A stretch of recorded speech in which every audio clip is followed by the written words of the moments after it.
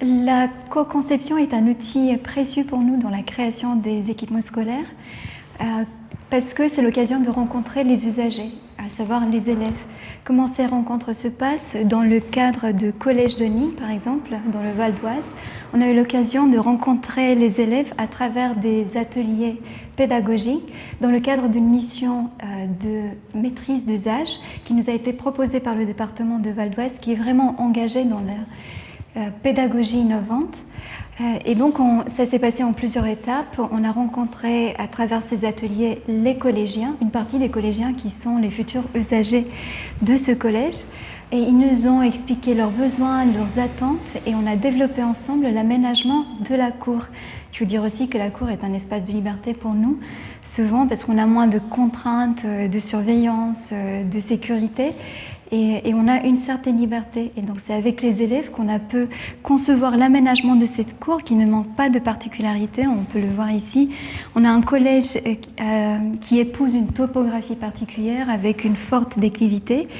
Et c'est avec les élèves qu'on a habiter ces plateformes. Donc on voit ici 3 plateformes, le collège, la restauration et le plateau EPS. Et c'était assez intéressant parce qu'avec eux, on a mis sur chaque entité des différents usages par rapport à leurs attentes. Donc ça peut être des espaces de rencontre, des espaces de repos, des gradins, des zones de détente. Et donc, on a articulé tout ça avec eux en leur donnant les outils. On les a mis un peu comme sur une maquette en essayant de construire des scénarios de ce qu'ils peuvent faire dans une pause, ce qu'ils aimeraient faire quand ils sortent dehors. Et ça donne cet aménagement-là que vous retrouvez ici.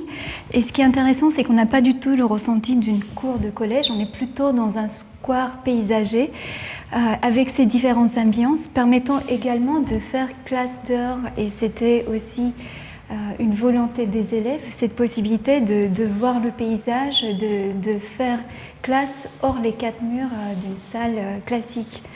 Et on voit cette ambiance un peu avec des tables de ping-pong, des amphithéâtres, la végétation et toujours cette topographie, cette géographie qui épouse le paysage. La rencontre des élèves ne s'arrête pas à la co-conception, elle se poursuit aux différents stades d'un projet, notamment en chantier. On a l'occasion de présenter aux élèves leur futur bâtiment. C'est assez enrichissant pour nous parce que c'est une première approche, c'est leur première réaction.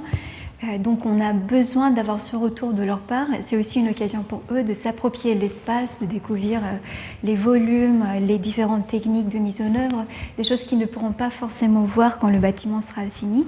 Et c'est le cas de notre opération à Vannes en Bretagne avec la ville de Vannes et le département de Morbihan.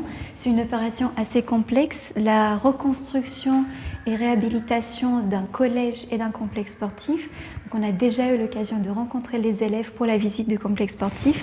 On voit une partie de projet ici avec le complexe sportif, le préau et le futur collège.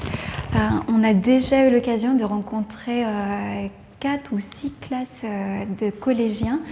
Et c'est assez intéressant parce qu'ils vivent ce chantier tous les jours, donc une occasion pour eux de le découvrir au plus près et de savoir, de se projeter sur leur futur bâtiment.